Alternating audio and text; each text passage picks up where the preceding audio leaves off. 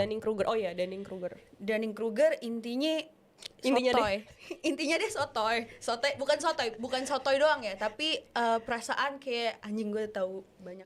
Dijawabnya segitunya aja gitu. Sedangkan Kita gimana mau nanya kalau kita aja Nggak nggak tahu tahu apa yang kita apa nggak yang tahu. kita tanya. Exactly. Iya, That's the iya, biggest iya. problem. Jadi degree itu instead of jadi Sinyal. sinyal of competence malah jadi illusion.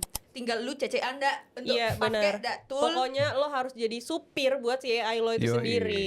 You are the supir, man. You are the Not supir. AI. You're the master of the robots, not the Yeah. others. Iya. Master of kota. Woi, balik lagi ke podcast Zenlip. Hari ini gue Awal bakal bareng sama Bila, co-host gue hari ini. Dan tentu saja narasumber favorit kita semua, Sabda PS. Favorit kita semua.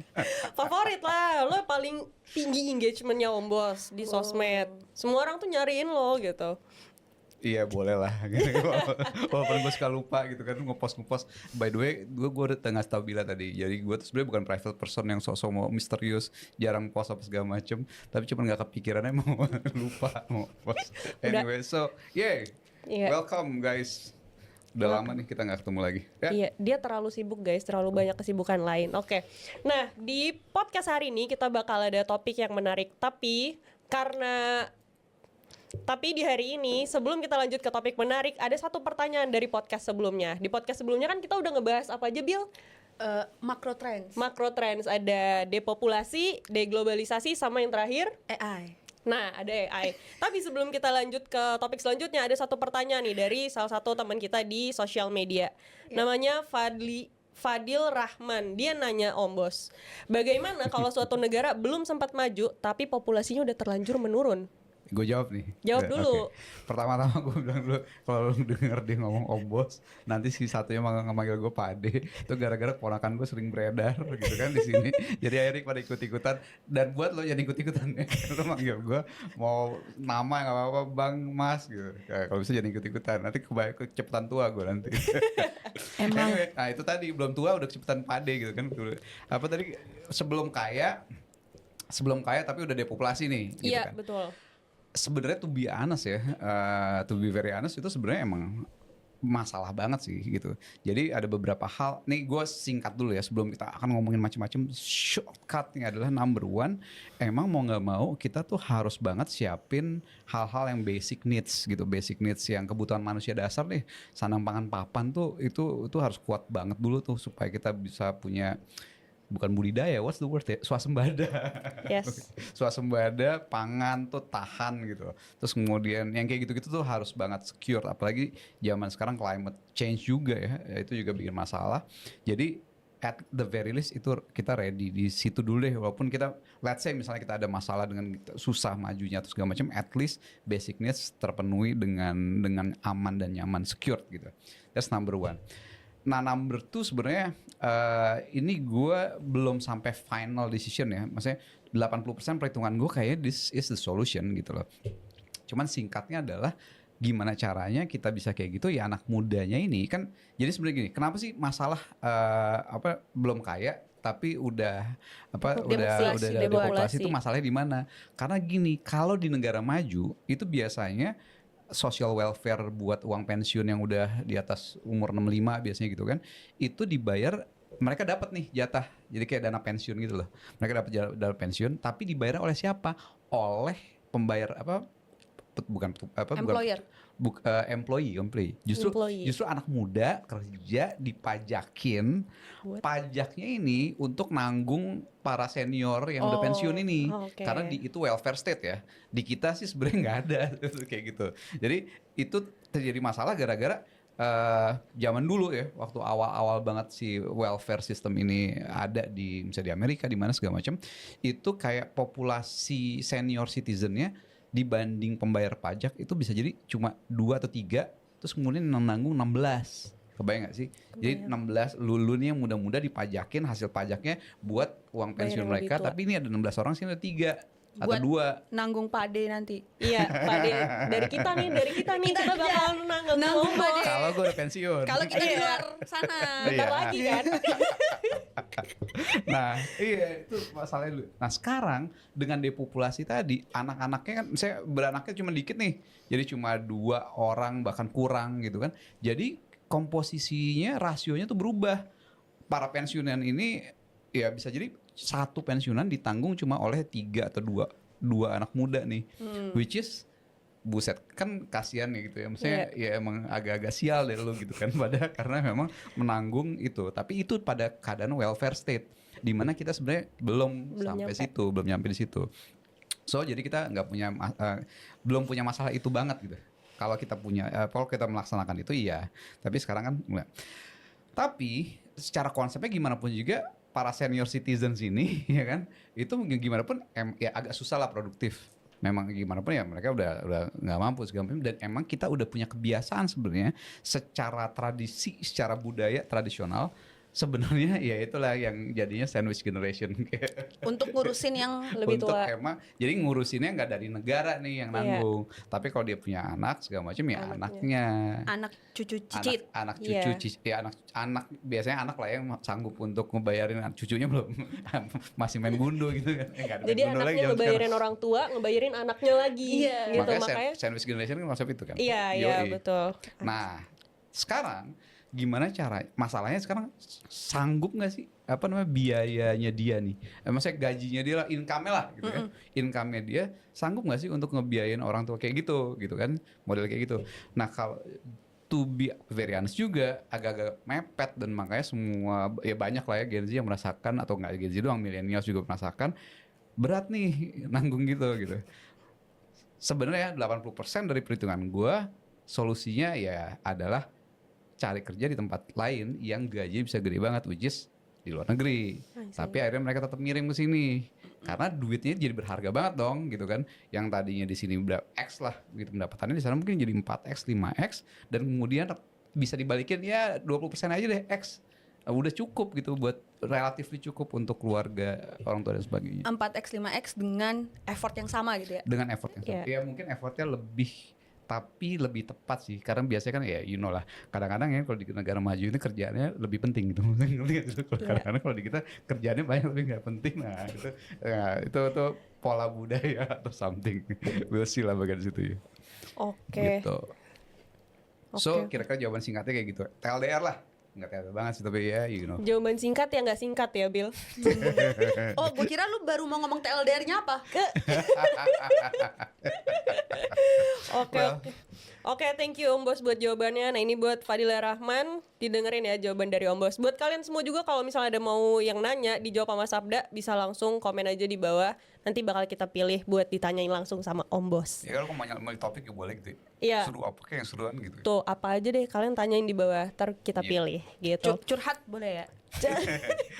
Biasanya gue apapun pertanyaan segala macam. Ini by the way gue suka sering banget dari kalau ngajar selalu mulai dari sebelum kita mulai tahun ajaran baru, lo kasih 10 atau 20, 10 sampai 20 biggest question of your life. Bisa tentang apapun, jangan mikir-mikir pertanyaannya harus deep nih, harus scientific atau apa. Yeah. Enggak apa-apa. Kalau bisa nanya cuma sekedar kenapa sih cowok tuh suka ghosting kalau gini, itu fine. Karena apapun pertanyaan lo, buat lo juga udah pada ngerti kan. Jadi buat murid Zennya sih mungkin udah pada ngerti gitu kan, bahwa apapun pertanyaannya gue bisa punya dasar teori yang ternyata Bisa tuh. Walaupun kadang-kadang agak trust me bro. Oh iya, source trust me bro. Oke, gitu. oke. So Yeah. apa nih, what's next? Oke, Topik besar kita apa sih yang tadi menarik Ul? Iya, jadi kan tadi ada 3 topik yang paling penting nih, depopulasi, deglobalisasi, sama AI. Nah, tapi sekarang sebenarnya yang paling banget menyerempet sama kita sebagai Gen Z di kehidupan tuh kan pengaruh AI nih Om Bos. Nah, dulu tuh ada fenomena yang namanya Dunning-Kruger. Mungkin Bila bisa jelasin dulu. Dunning-Kruger, ya. Dunning-Kruger ya? Dunning-Kruger, oh iya Dunning-Kruger. Dunning-Kruger intinya Intinya intinya deh bukan sotoy doang ya, tapi perasaan kayak anjing gue tahu banyak ngomong itu nggak apa sih? Nggak apa-apa. Ya. By the way, Bila itu backgroundnya psikologi, jadi dia campuran antara pengetahuan psikologinya dengan campuran antara pengetahuan di TikToknya. Nah inilah jawaban. Iya, jadi kayak gue ngerasa tahu banyak nih ketika padahal pengetahuannya justru nggak cukup untuk ngasih tahu dia sebenarnya lebih banyak nih yang gue belum tahu gitu. Jadi karena pengetahuannya terbatas, dia nggak tahu dari 100% pengetahuan gitu misalnya. Dia baru tahu 30 nih. Tapi udah ngerasa anjing, gue tahu banyak gitu. Karena 30% itu nggak cukup untuk ngasih tahu dia bahwa there another 70% gitu. Sepengetahuan gue. Berarti itu dan TikTok gue. ya berarti jatuhnya kayak orang-orang tuh sering banget overestimate ya sama dirinya dengan Overestimate, ilmu yeah, yang that's dia the word. punya gitu. Iya, nah apalagi nge-AI kita ya. Nah, iya. Ya, gue suka nanya suplemen ini bagus gak sih buat ini gitu. Nah, itu gimana tuh Om Bos kita By the way, menghadapi mic lo deketan apa? Mic gue deketan. Oh iya, bagaimana tuh Om, gimana caranya kita menghadapi fenomena Dunning-Kruger ini di era AI? Karena kan orang-orang jadi makin kebanyakan yang sok tahu, sok pintar gitu, padahal dia baru tahu surface levelnya aja gitu. Waduh, ini jawaban panjang banget ya. Gue mulai dari Dunning-Kruger dulu ya. Iya. Jadi gini, Dunning-Kruger tuh sebenarnya ada kayak semacam apa ya, grafiknya gitu. Jadi kalau lo baru belajar di awal ya, baru mulai banget, lo ngerasa susah emang biasanya. Cenderungannya ya. Stage 1 newbie. Newbie tuh kesusahan biasanya awalnya. Apapun itu pasti adalah rasa susahnya. Tapi newbie tuh lasting ya cepet lah gitu.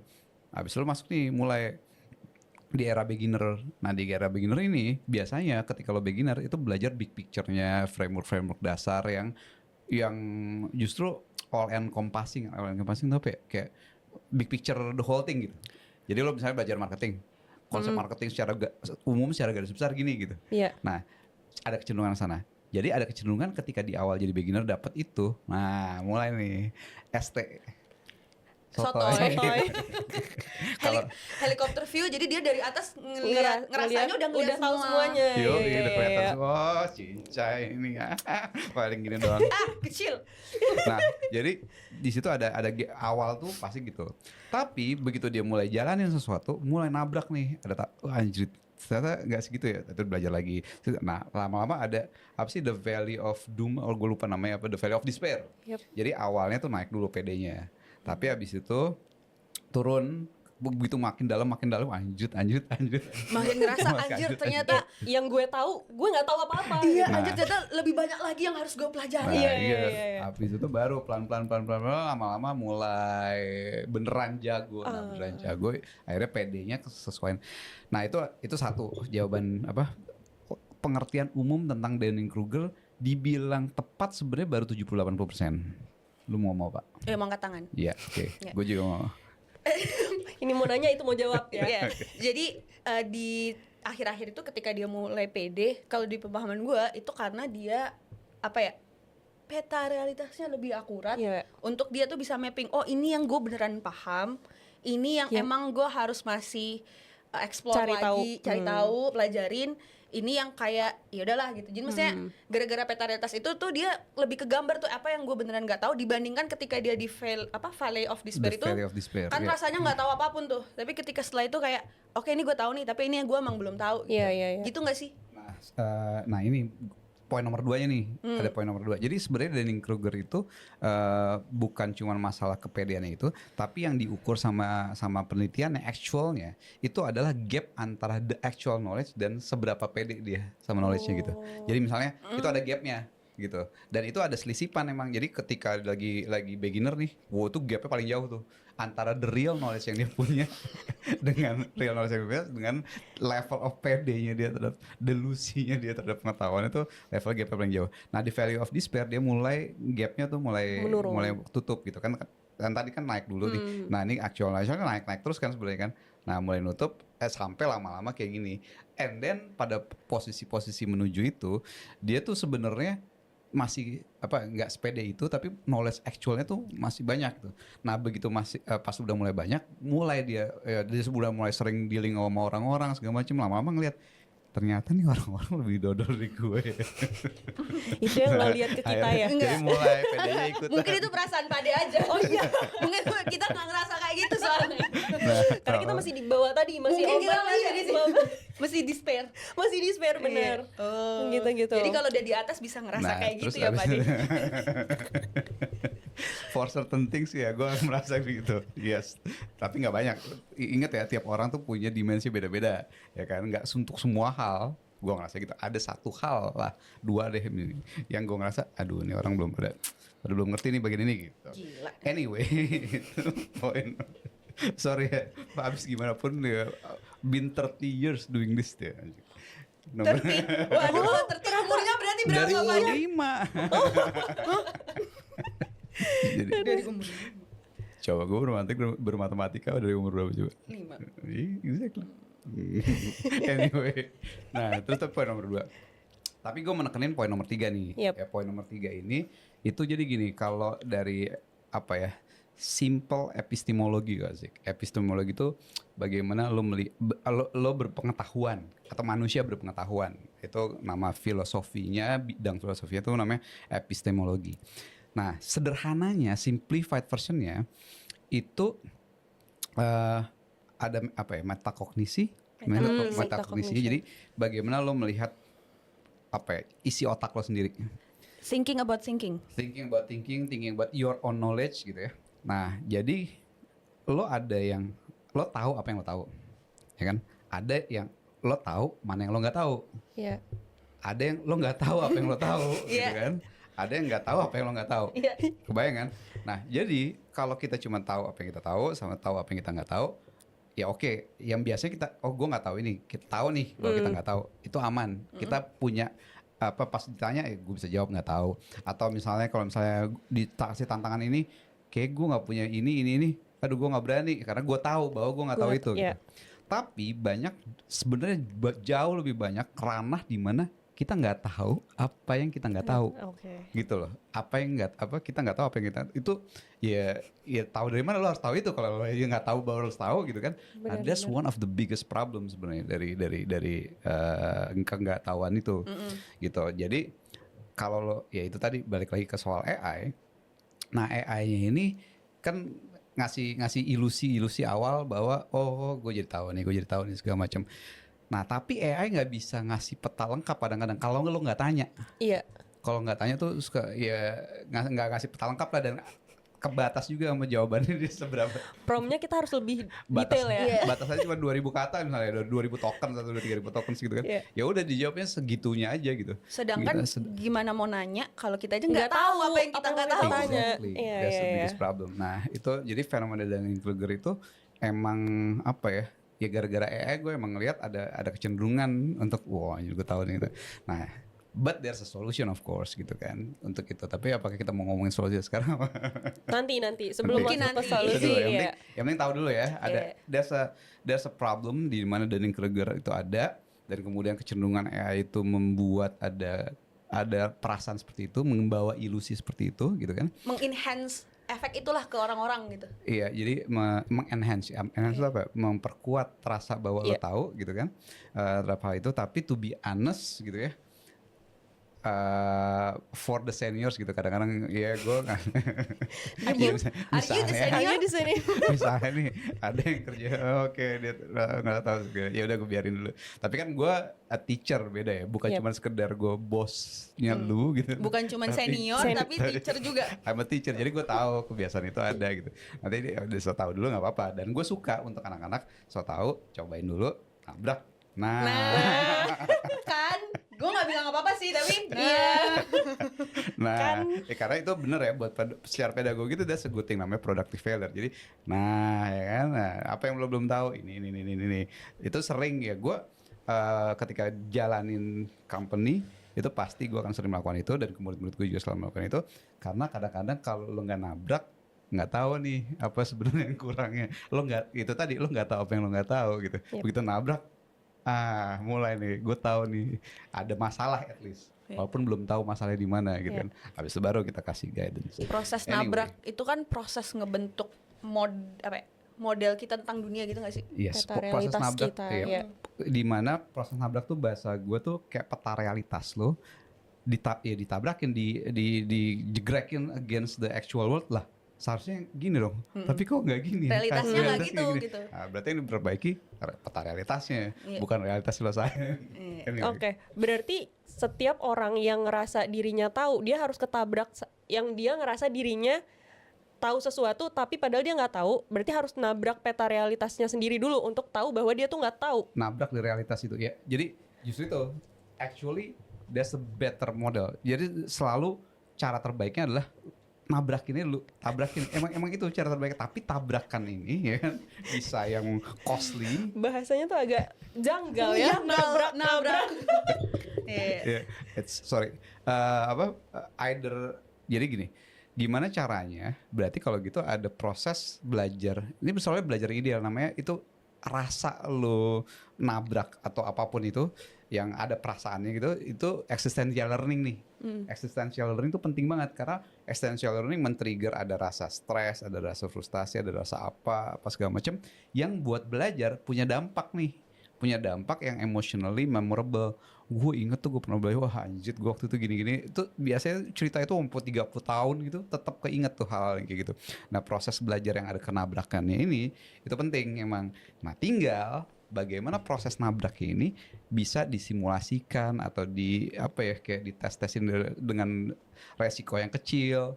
Nah itu cara itu ya itu inilah ya cara apa ya kita nge-set up learning environment yang benar. Gimana caranya proses penabrakan ini bisa sering ada feedbacknya, terus kemudian apa namanya nggak costly lah gitu. Bentar, tadi boleh ulang nggak penjelasan existential learning? Soalnya tadi kayak tiba-tiba ada masuk tuh term, gue belum ngerti. Oh, oke. Jadi gini. Konsepnya ngerti, tapi the term existential learning sendiri takutnya salah apa ya? Salah interpretasi, iya. gitu. Jadi gini, gue sebenarnya apa kan cenderungannya kalau misalnya tipikal kurikulum atau tipikal pengajaran yang ada, lo diajarin suatu A sampai Z gitu ya, dan sisanya lo sarjana nih 4 tahun misalnya, sarjana manajemen gitu. Wow, tahun kedua, tahun ketiga micromanagement, 4 strategic management, kemudian ada corporate policy apa segala macam. Intinya dia dibekalin segala macam ilmu untuk dia mungkin apa ya berkarir 30 tahun ke depan. Kebayang gitu. Ketika lo jadi owner sebuah perusahaan yang isi 2.000 orang, apa yang harus lo lakuin? Itu dipelajarin di umur 25-an, Selama 4 tahun. Selama 4 tahun itu atau di MBA gitu. Iya. Itu dari tadi dia nyebutin matkul gue, Bil. Siapa nih yang MBA? Dari tadi dia nyebut matkul gue, maka gue udah nyengir doang ini. Nah, jadi itu kayak gitu. Nah, bagi gue, jadi gimana ya? Lu belum punya sense nih, ya kan? Belum punya sense. Lu ngurus perusahaan 2.000 orang gitu. Terus kemudian belajar tentang organizational behavior. Yang isinya teori-teori ini apa isinya segala macam.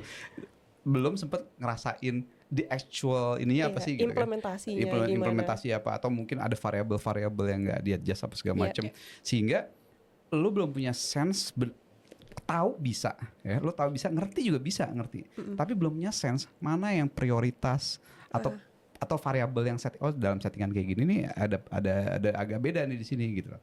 Misalnya kayak gitu belum punya sense itu atau prioritas sih paling penting sih menurut gue sih. Jadi nah, the real learning experience yang oke sebenarnya ketika lo nyebur terus kemudian ada rasanya nih. Oh, pas lagi gini lah. In teori seharusnya gini yang terjadi ya. Tapi in practice kok gini ya gitu. Kadang-kadang orang jadinya suka salahnya adalah itu teori doang dalam prakteknya gak gue pakai, akhirnya dia buang tuh semua teori. Itu juga salah juga. Iya. That's not the point. Tapi ada variabel yang harus di-adjust. Kenapa? Nah, existential learning adalah proses ketika lo lagi belajar atau lagi nyemplungnya itu lagi nabrak ini, ada perasaan yang ada apa ya? Ada trigger perasaan-perasaan yang emosionalnya jadi kayak seakan-akan otak tuh aktif semua gitu. Contohnya misalnya gue lagi belajar main gitar sampai stres gitu kan, gue nggak bisa tuh, gue harus ngerasain apa? Itu jadi memorable gitu. Oh ternyata cara gue mainnya salah di sini. Atau ketika lo lagi latihan speech misalnya, jeder langsung pidato di depan 300 orang misalnya. Nah, Daripada depan kaca aja. daripada kita teori oke, yang gue speech cuma ini doang gitu, latihan intonasi segala macam. Tapi begitu lo nyebut 300 itu bisa jadi something else gitu. Ada variabel lain nih. Ketika lo dealing with reality. Nah, hal-hal yang men-trigger emosi kayak gitu, itu actually bikin kita inget gitu. Dan ketika lo belajar harusnya kayak gimana sih gitu. Jadi nempel karena memori itu sebenarnya sangat kuat kalau ada emosi yang nempel kan. Dia barengan sama suatu hal emosi yang kuat gitu. Bahasanya itu productive failure. Jadi lo gagal melakukan sesuatu tapi produktif karena itu punya nilai yang besar banget buat pembelajaran lo. Jadi ngasih value juga berarti ke pembelajaran, proses pembelajaran lo ya Om? Exactly. Yep. Jadi bagaimana efek pembelajaran ini jadi lebih impactful ya, lebih diingat seumur hidup mungkin harus segala lama. Nah dengan adanya rasa-rasa itu, nggak harus emosi jelek ya, emosi yang kayak misalnya ya kadang-kadang gue ngajarin matematik bikin seelegan mungkin solusinya, wow mind blown ingat gitu kan, jadi segala macam akhirnya ingat tuh gini gitu. Tadi waktu lu jelasin gue jadi kebayang kayak gini nih. Misalnya kuliah 4 tahun ya, disuruh ngeplan, ngebayangin, nyiapin hidup 30 tahun setelahnya gitu kan. Pasti seringnya model-model yang mirip-mirip kayak gitu tuh kita cenderung akan jawab secara normatif atau kayak ya pasti kalau di kondisi kayak gitu gue akan milih ini. Ya secara teori itu adalah the best practice gitu. Tapi ternyata ketika in reality enggak anjir, tapi bukan berarti juga teorinya salah gitu, tapi banyak variabel yang mungkin nggak masuk ketika dia cuman di kelas. Yes. Gitu. By the way, mikul miringin dikit. Iya jadi kayak agak miring. Benerin aja Bil, nah gitu. Maaf, pertama kali gue. Tadi gue nanya sebelum podcast ini apa podcast kedepannya, gue agak teler aja. Wow. Nggak boleh, astagfirullah. Minum es teler gitu Maksudnya es Iya, teler. es teler. Jawa soalnya, orang Jawa. Yuk brand masuk. Jadi apa tadi? Bentar. Existential crisis. Existential Learning. Oh, iya jadi Lu nggak teler aja udah kayak orang teler nanya Yobil. iya nggak beda gitu. Anyway, so konsepnya ya itu emang jadi gini. Ketika lu belajar teori ya, kadang-kadang kan misalnya ya, let's say gampangnya deh, let's say matematik aja. Matematik bab-babnya jelas A B C D E segala macam. Tapi belum tentu ketika dia belajar di situ belum melakukan banyak matematik, belum tentu tahu mana sih bagian matematik yang paling penting harus lo kuasain yang bisa mendasari segala macam hal lainnya. Atau misalnya kalau kita lagi belajar hal baru manajemen gitu ya, mungkin ada let's say ada marketing konsep ada 20 misalnya. Bisa jadi yang kepake sering banget tuh 3 doang misalnya gitu kan. 3 doang dan bisa jadi weight-nya juga beda-beda. Misalnya ketika lo mau launching produk baru, oke, ada 3 faktor yang penting harus lo pikirin misalnya, atau ada kalau secara teori mungkin ada 10 faktor yang harus pikirin. Tapi bisa jadi faktor pertama itu weight-nya bisa 50% gitu. Kebayang sih? Yang kedua bisa 20%, yang ketiga bisa 10%. Yang ini ya pretelan bisa ya mungkin efeknya cuma 1%. Ya kalau misalnya ini gagal cuma berkurang 1% doang hasilnya.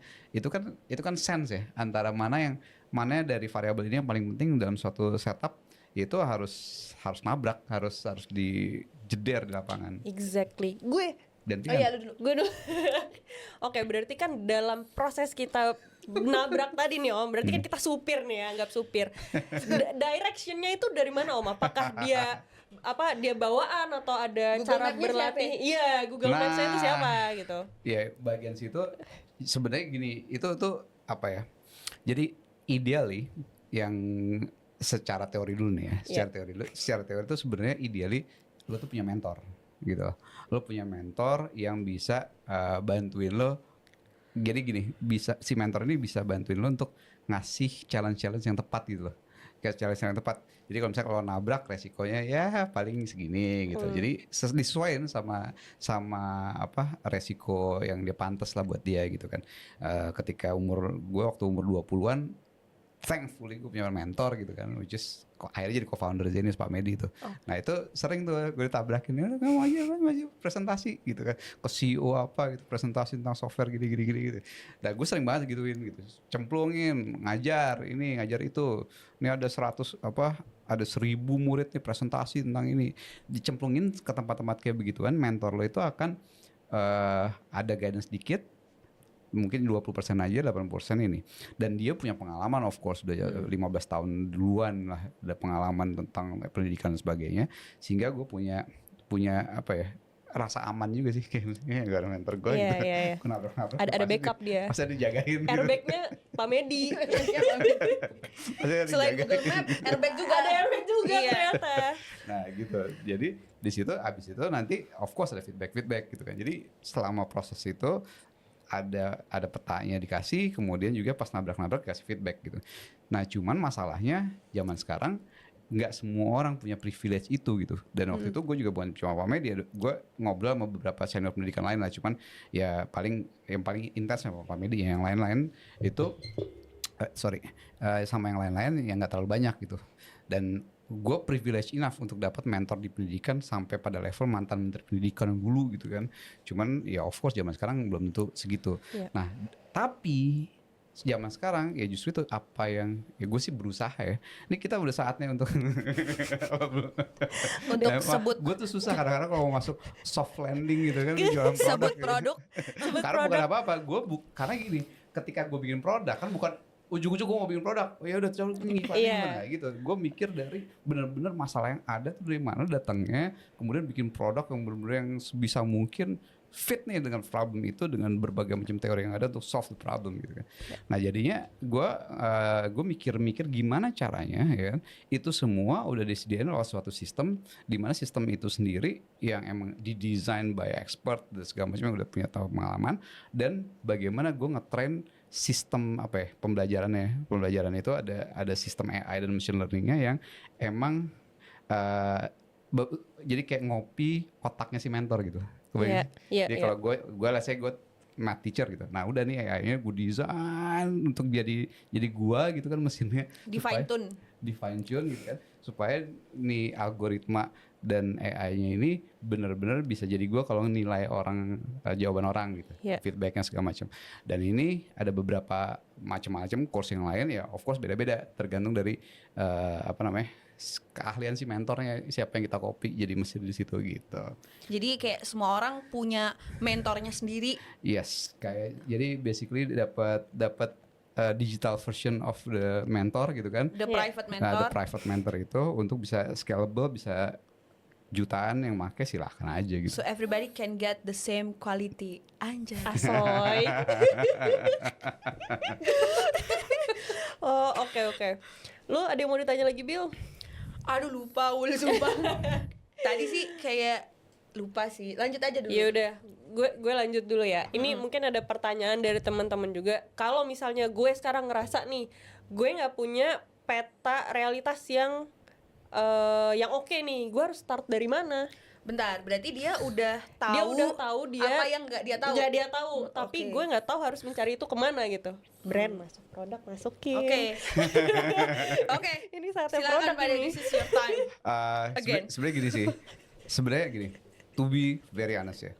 Kita emang masih dalam persiapan yang the ultimate solutionnya masih dalam persiapan. Cuman ada beberapa hal memang ya pertama sering-sering dengerin podcast di mana kita berada gitu. Selain promosi produk, gimana? Iya. Soalnya Promosi podcast juga. kadang-kadang bener. gue akan ngomong lebih lengkap tentang bagian apa di mana gitu kan. Dan selalu nekenin kececehan kan, cerdas udah tau lah gitu, pola pikir, cerah tuh peta realitas yang akurat.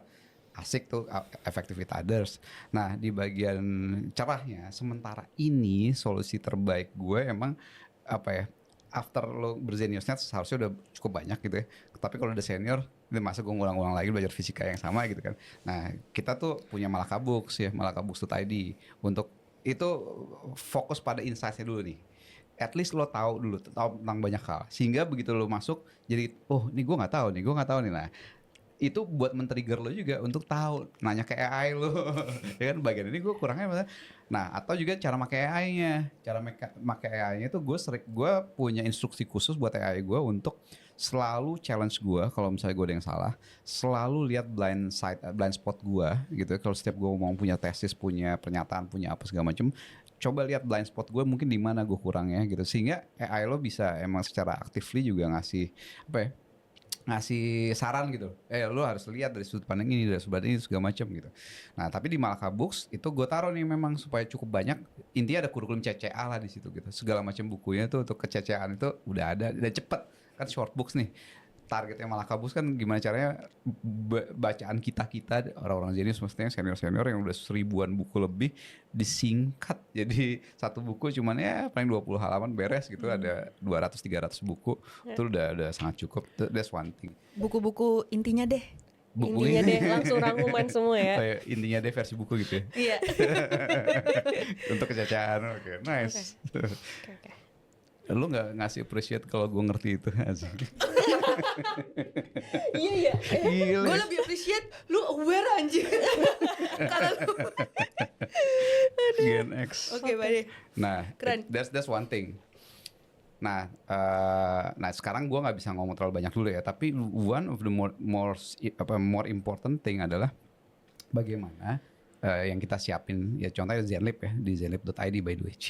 Nah itu gua mendesain konsepnya adalah kalau ZeniusNet dulu kan zaman itu belum banyak ya materi-materi yang apa namanya materi-materi akses ke belajar. materi-materi yang Materi bagus. belajar lah gitu, Iya. materi bagus belajar segala macam tuh zaman ya tahun 2010 waktu Pada mungkin materi 2010 belajarnya kita masih TK ya.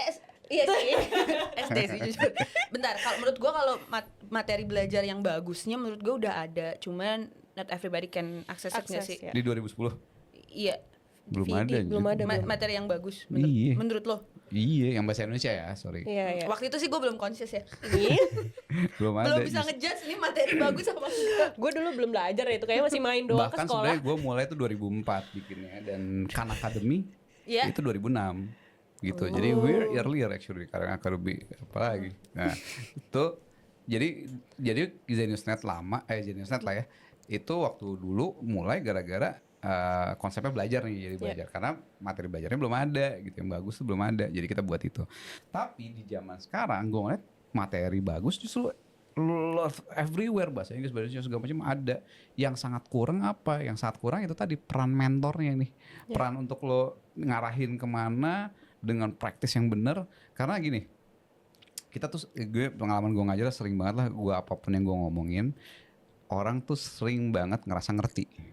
Iya. Ini sorry banget ya, but aduh udah berdekade beberapa dekade mengajar pengalaman gue yang terjadi seperti itu gitu.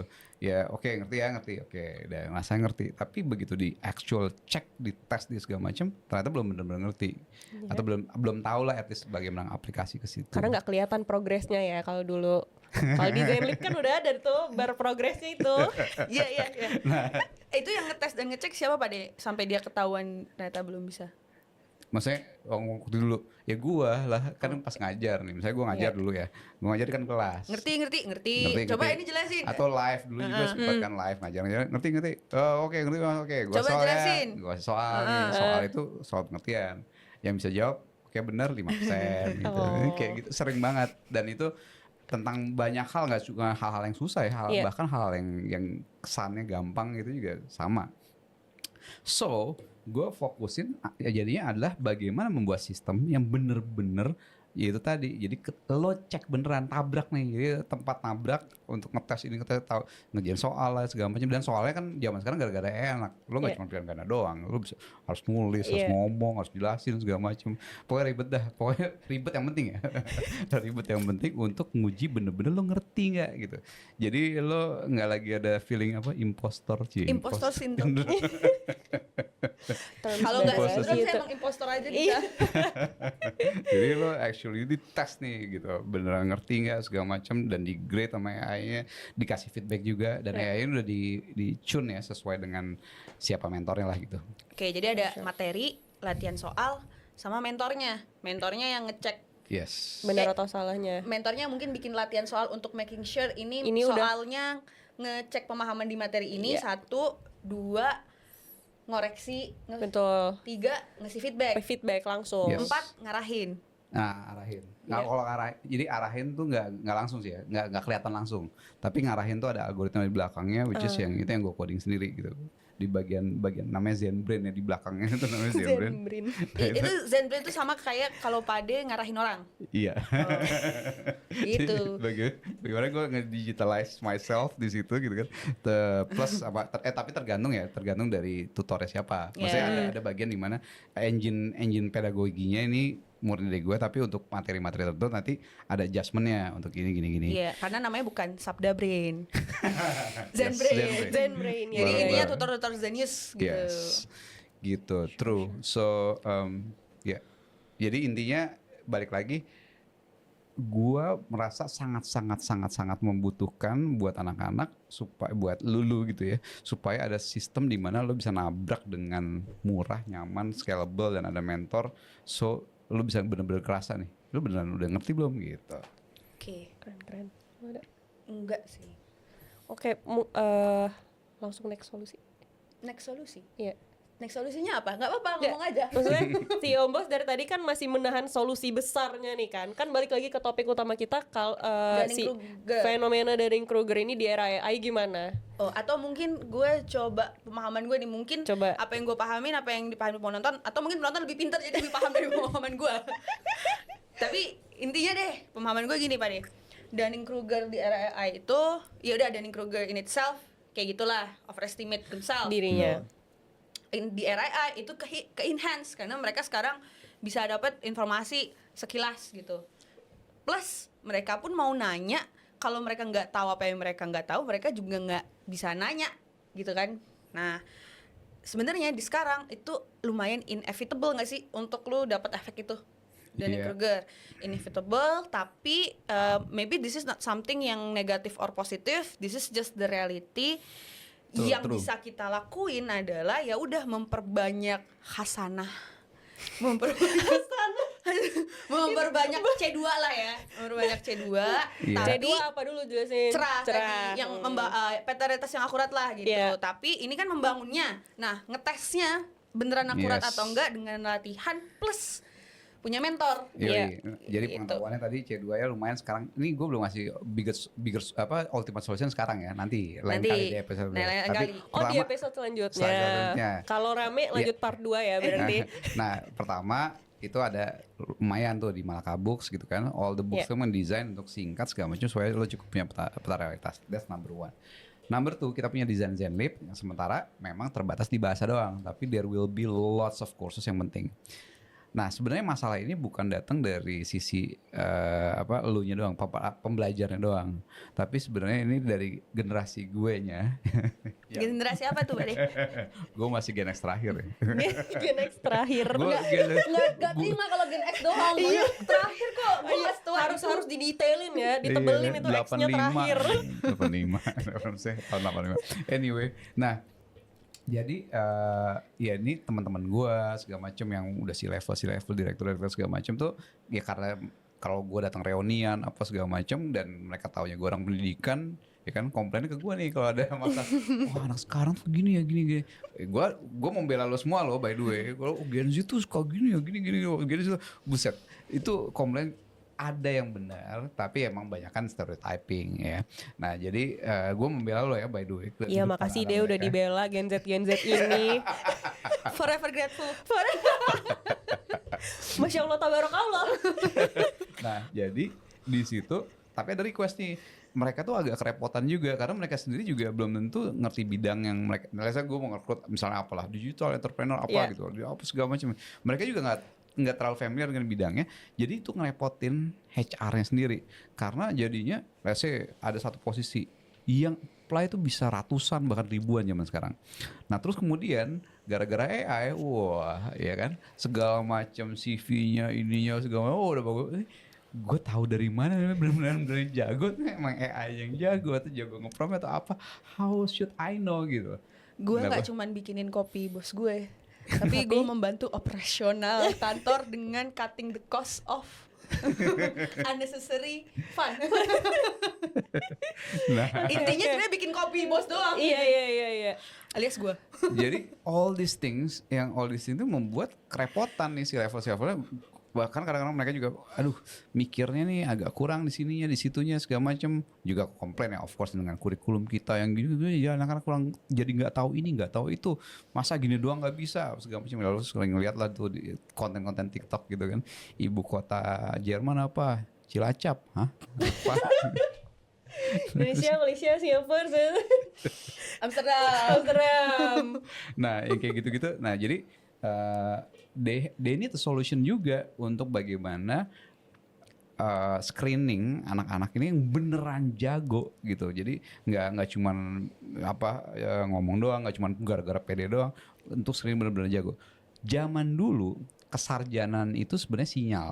ya. Jadi sebenarnya mereka nggak benar-benar butuh, oh gue butuh sarjana ini, nggak, kesarjanaan udah 4 tahun itu tadinya sinyal untuk menunjukkan bahwa nih orang memang sudah tabah ya bahasanya, persevere tau sih Tawakal.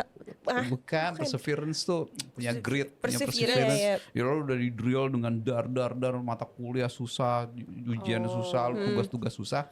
Ya bukan ilmunya sendiri, tapi punya mentalitas dan mental yang emang Untuk bisa lulus sampai sarjana. untuk bisa lulus sampai sarjana. Kalau nggak Beda, sarjana, kan? bikin perusahaan sendiri Pak De. Nah itu dia gitu. Betul. Banyak jalan menuju Roma. Bener. Iya, gue di drill di tempat lain.